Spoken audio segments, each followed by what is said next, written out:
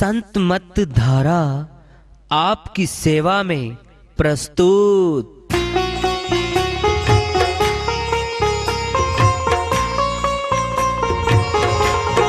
जो चाहता है प्रभु प्यारा वो आओ संत मत धारा, भक्ति भेद बता कर सारा वो कर दे भव के पारा। जो चाहता है प्रभु प्यारा वो आओ संत मत धारा, भक्ति भेद बता कर सारा वो कर दे भव के पारा। जो चाहता है प्रभु प्यारा।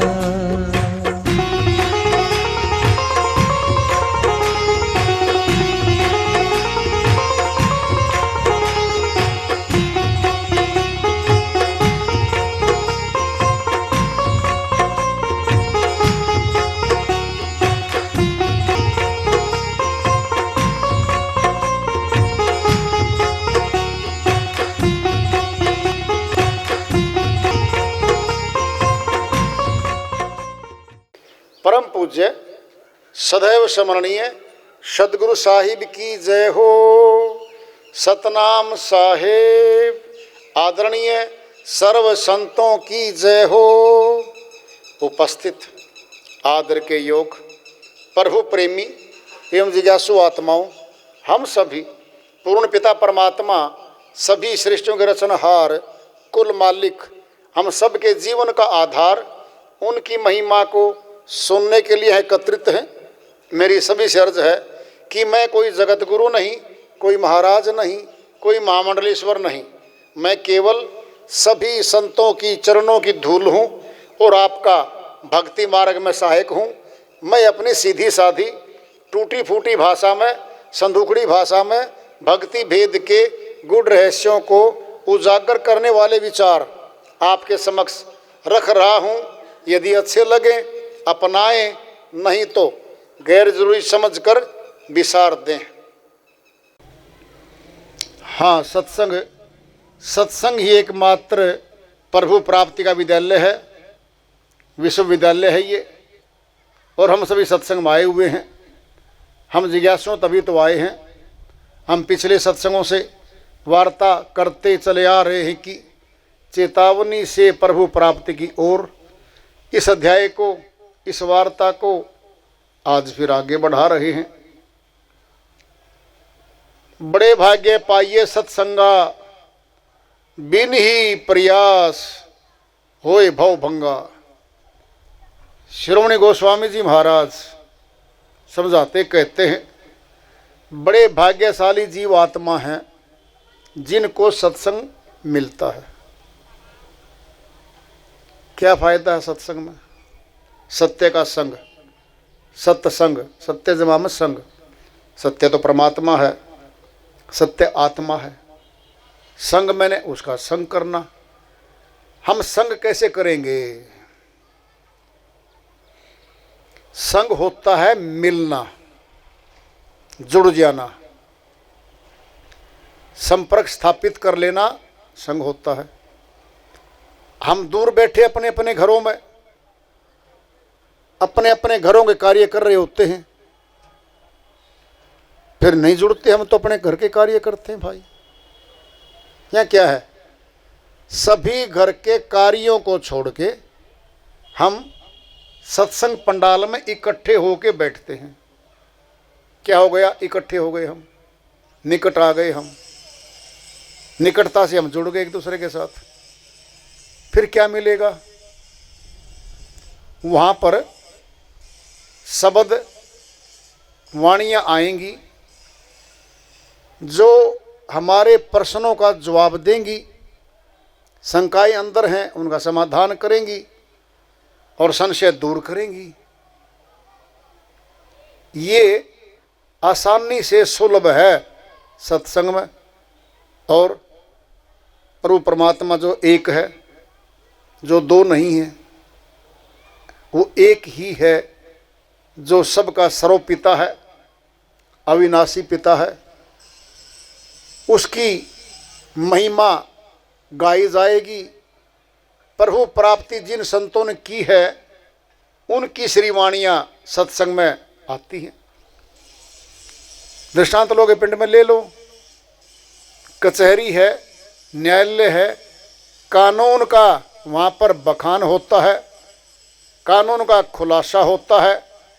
सुप्रीम कोर्ट, हाई कोर्ट के जितने फैसले हैं, अथॉरिटीज़ हैं, सभी वहाँ बखान होती हैं, वहाँ लागू होती हैं। ऐसे ही हमारे संत भी बहुत ऊंचे अनुभवी तजुर्बेकार आए अपने समय पर, उनकी श्रीवाणियाँ भी अथॉरिटी हैं, महत्वपूर्ण हैं। पूरे जीवन में बहुत बहुत अभ्यास करके उन्होंने अनुभवी वाणी श्रीवाणियाँ हमारे लिए छोड़ी हुई हैं। वो श्रीवाणियाँ सत्संग में आती हैं और उन श्रीवाणियों में समाधान होता है, प्रश्नों के जवाब होते हैं। बड़े भाग्य पाइए सत्संगा, बड़े भाग्यशाली जीव आत्मा हैं जिनको सुलभ होता है सत्संग। बिन ही प्रयास होए भव भंगा, बिना किसी कोशिश किए भ्रमों का विनाश हो जाता है, प्रश्नों का उत्तर मिल जाता है। ये सत्संग में सुलभ है। और अगर हम सोचेंगे, देखेंगे कि जो दिनचर्या कार्य हम कर रहे हैं, कोई नए कार्य हम नहीं कर रहे हैं। दादा दादी करते चले गए, माता पिता हमारे करते चले गए, गृहस्थ आश्रम का तरीका वही है, हम भी कर रहे हैं। क्या बदलेगा? खाने का सामान नहीं बदलना कभी भी,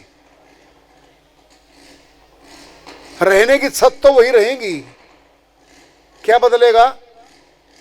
कच्चे मकान थे पक्के बन गए, हवेलियां बन गई, महल बन गए, ईंट पत्थर तो वही प्रयोग हो रखे हैं। क्या भोजन में? बर्तन बदलेंगे भाई।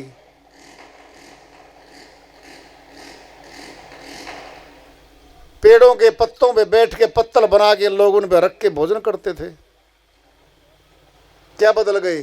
बर्तन बदले हैं, स्टील के आ गए, चांदी के आ गए, चाहे सोने के बर्तन भी क्यों नहीं हो।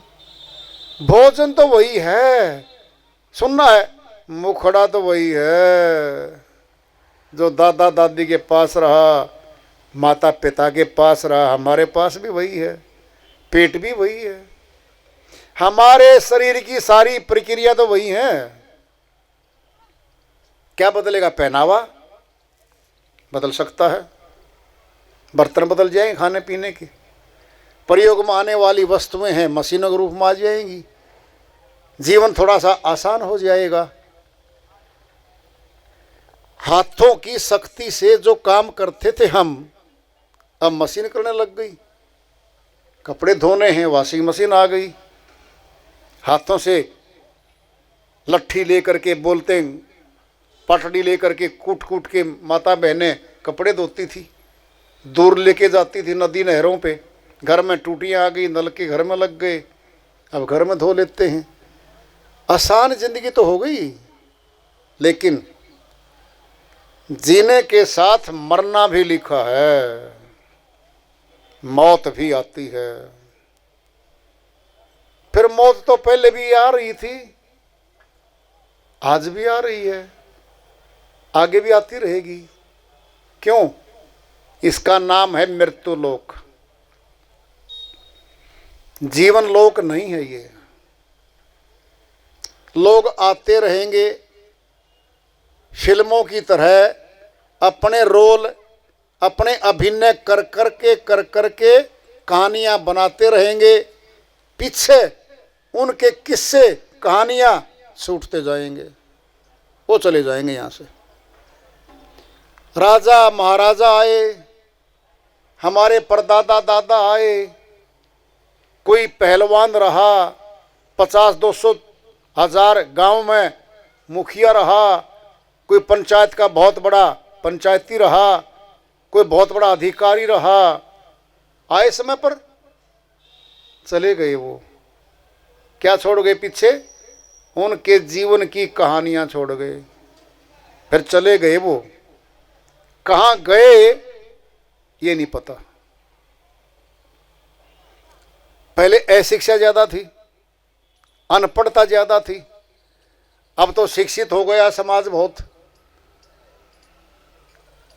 5वीं से लेकर के MA PhD तक तो तकरीबन हर गांव में मिलते हैं। अब इतनी शिक्षा आने के बाद क्या हमें पता लग गया हम मौत के बाद कहां जाएंगे? कह सकते हैं पहले वाले तो अनपढ़ थे जी। किसी पुस्तक में लिखा पाया हो आज तक? किसी अध्यापक ने लिख के दे दिया हो जी मैंने खोज करी है, मौत के बाद ये व्यक्ति फला फला व्यक्ति हैं, फला फला नस्ल हैं, फला फला जातियां हैं, फला फला गांव हैं, फला फला देश हैं, ये तो वहां जाएंगे? कोई खोज करी हो मनुष्य ने? कहीं लिखा पाया हो? बोलो। ये खोज केवल संतों ने की है। डॉक्टर्स ने, वैज्ञानिकों ने, वकीलों ने, अध्यापकों ने, बहुतों ने अपने विषयों की खोज की है। जो विषय वस्तु उनको मिलते रहे वो खोजें करते रहे। वहां ये विषय वस्तु नहीं आता कि मौत के बाद जीव आत्मा गमन करेगी तो कहां जाएगी। ये विषय वस्तु केवल संतों के पास रहा। अंतमता सौगता, श्री गीता अध्याय 8 श्लोक 7 में श्री कृष्ण भगवान समझाते कहते हैं अर्जुन के माध्यम से,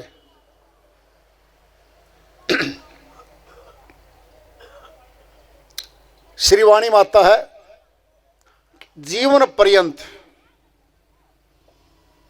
हे अर्जुन, जीवन पर्यंत जो जो कर्म करता है मानव,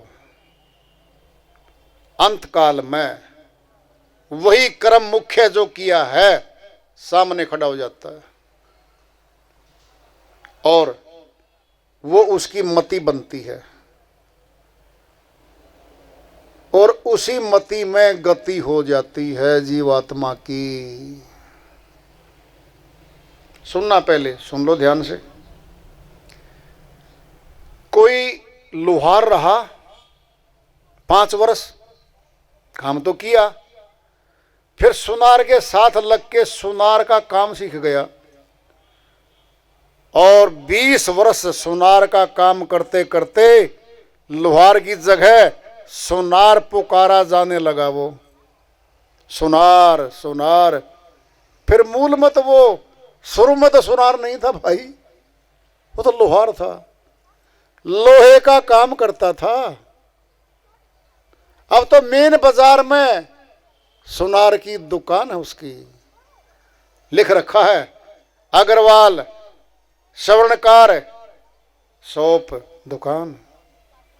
कभी 30 साल पहले अग्रवाल आयरन स्टोर लिखा था, कभी लोहे का व्यापारी लिखा था, कभी।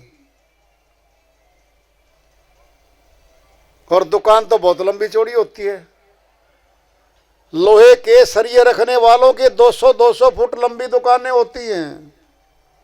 40 से 50 फुट लंबा सरिया पड़ा रहता है दुकानों पे। और सुनार की दुकान में 2 या 3 बस तिजोरी होती हैं।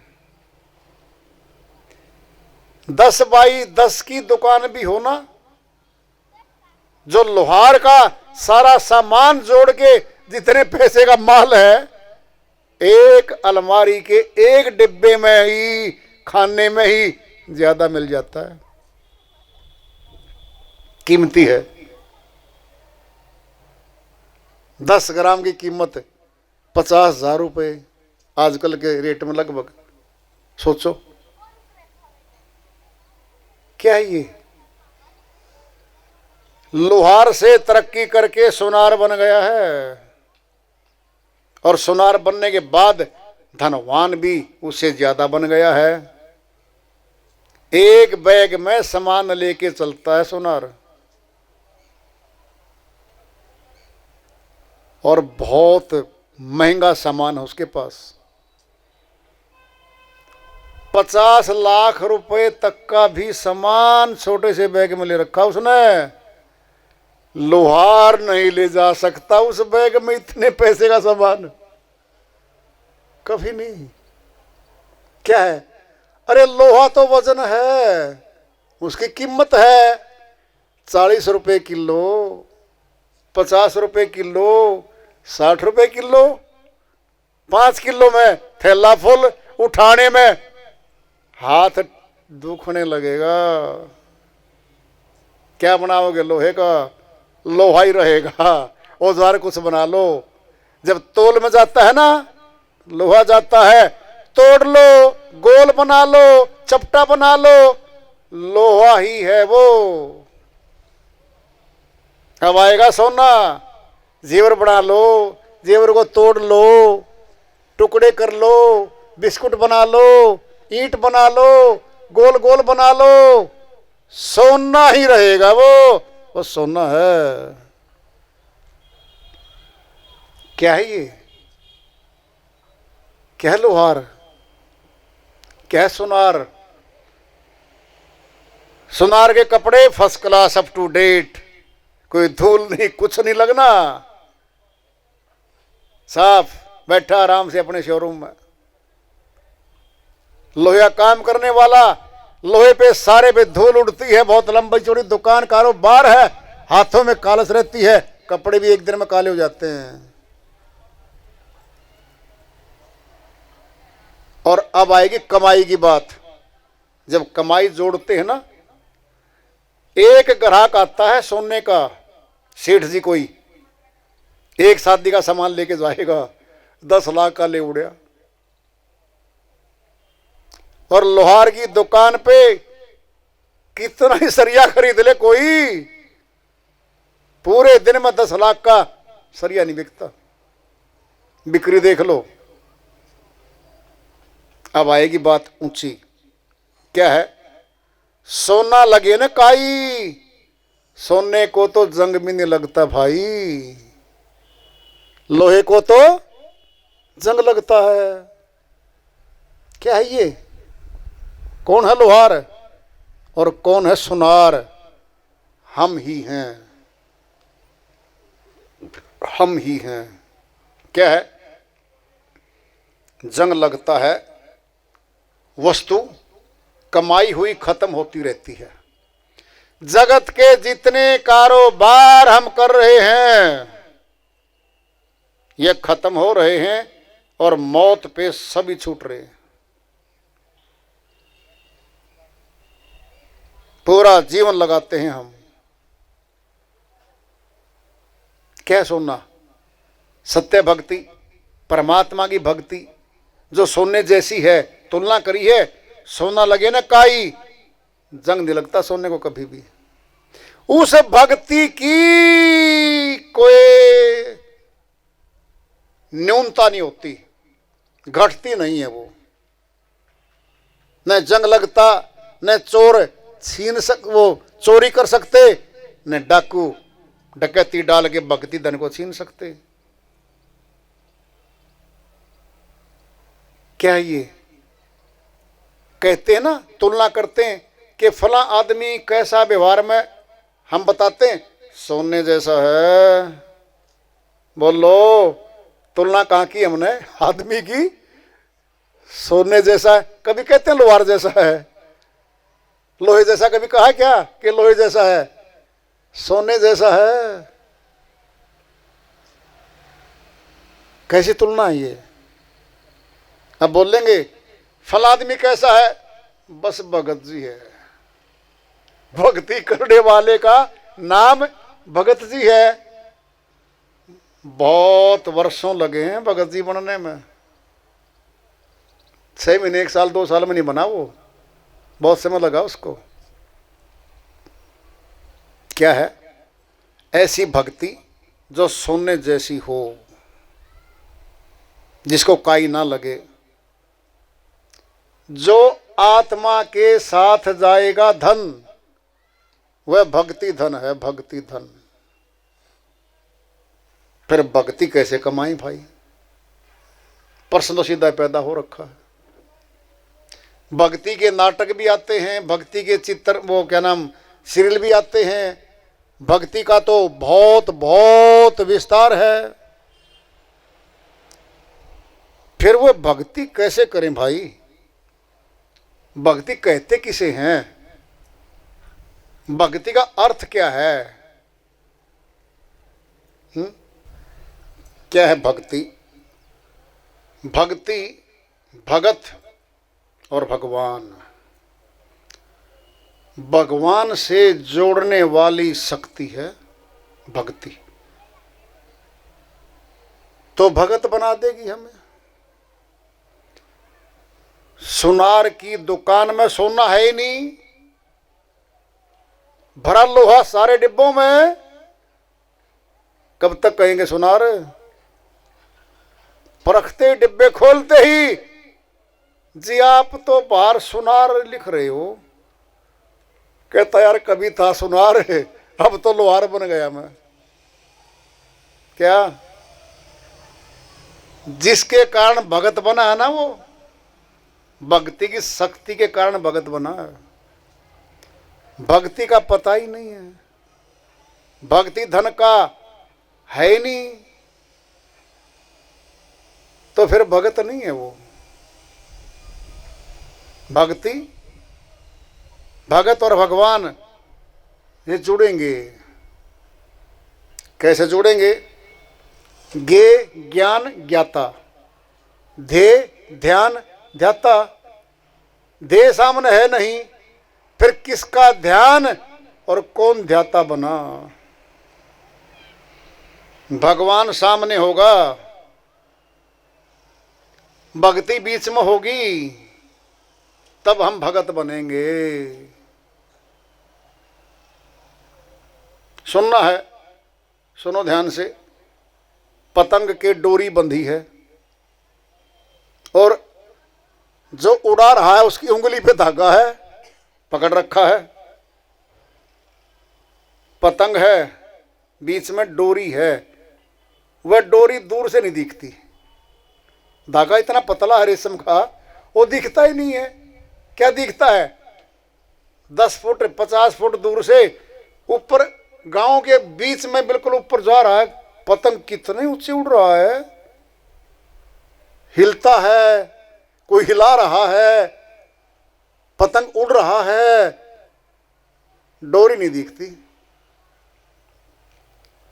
जो जानकार है ना, जिसको पता है ना पतंग उड़ाता है जो, और अनुभवी है, उसको पता है कि डोरी से जुड़ रहा, अभी तो डोरी टूटी गया, क्या होगा? उड़ता रहेगा क्या? गिरेगा, गिरेगा वो। क्योंकि वो जो उड़ा रहा है उसको अभ्यास है उड़ाने का। नीचे से कैसे ऊपर खींचेगा, कैसे हिलाता है, क्या उसका अभ्यास है। डोरी नहीं दिखती। क्या है? जब भगत भक्ति करने बैठता है ना, उसकी भक्ति किसी को नहीं दिखती। क्या होगा? भगत में परिवर्तन शुरू हो जाएगा, भक्ति का असर आएगा, और फिर उसके व्यवहार से मीठी वाणी बोलेगा, सबका भला चाहेगा, सभी आत्माओं से प्रेम करेगा। क्यों करेगा? उसको पता है कि परमात्मा का अंश सभी आत्माएं बैठी हैं। कौन बैठी हैं? सभी आत्माएं।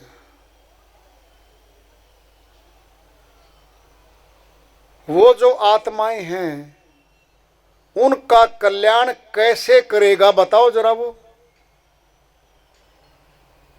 केवल बातों से तो कहते ना बातों के पकवानों से तो पेट नहीं भरता। अगर बातें सुने जाएं प्रचारक की तो फिर बातों से तो केवल बातें रह जाएंगी भाई। बौद्धिक ज्ञान होगा, प्रैक्टिकल ज्ञान कैसे होगा? उससे मिलेंगी वो आत्माएं, प्रश्न पूछेंगी।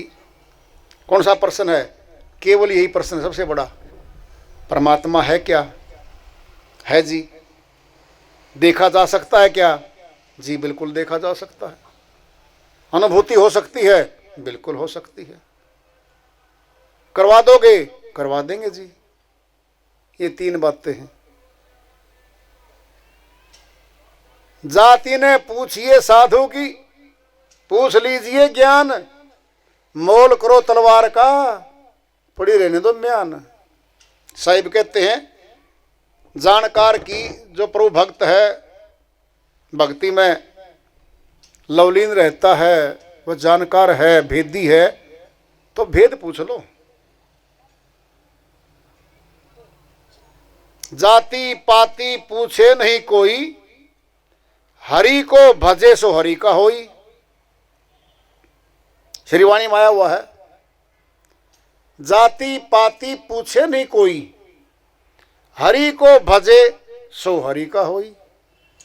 जो हरि की भक्ति करता है, भजन करता है, वह हरि का हो गया। और जो हरि का भजन नहीं करता वह हरि का नहीं हुआ। फिर किसका हो बताओ? हरि का तो हुआ नहीं वो, फिर संसार का है वो। फिर संसार में तो आना जाना, जन्मना मरना, तड़पना, दुखों में सनना, आता जाता रहेगा भाई।